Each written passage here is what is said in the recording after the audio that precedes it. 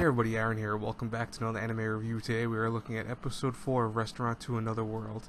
So I apologize, I'm talking kind of quiet. Hopefully you guys can hear me okay. It is like 4 o'clock in the morning and I'm doing the review for this because it has to come out later today and I really don't have a lot of time to do it later today, unfortunately. So, I have other reviews obviously to do. I also have various other things I have to do today. So I figured, I have to record it now and then upload it probably around 6 or 7. Anyways, though, so Resturaunt to Another World wasn't that great this week. It wasn't bad. I don't want to say it was bad, but it wasn't as interesting as the last few episodes we've had so far.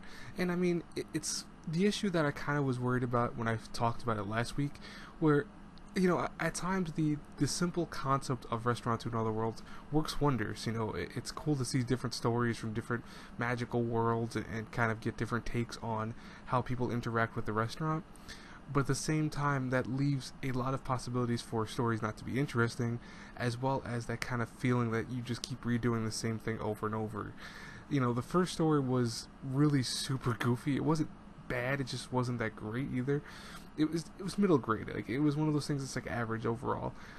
It focused on a lizard hero who apparently loved the restaurant. It was like known worldwide in his country because he was able to always deliver the great food that they offered and stuff like that. And he was like one of the few that would take the risk of going into another world to do it.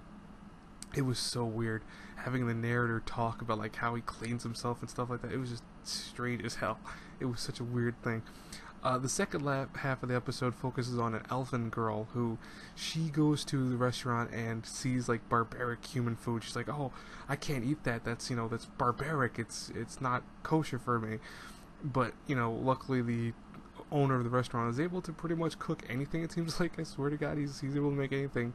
He made her a meal that reminded her of a mixture of her mom's soup and something that would only be served to elves.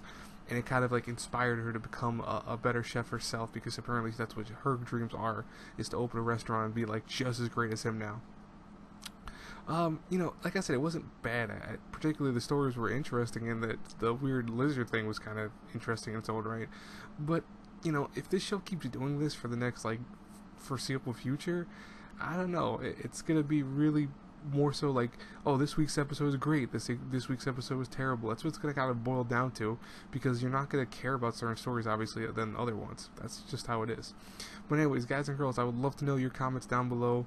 I don't anticipate a lot of comments for this because obviously I'm so late with it, but I appreciate you guys understanding that yesterday was a hard day for me. I did not sleep at all. Went to the movies, came home, crashed for like an hour and a half maybe, had to then go do other things. It was busy. It really was. But hopefully you guys understand that. And also make sure to look forward to 10 o'clock today. I'm having this sweepstakes video coming out, so definitely check that out. I'll talk to you guys later. Have a great day, everyone, if I don't talk to you later. God bless you all. Bye-bye.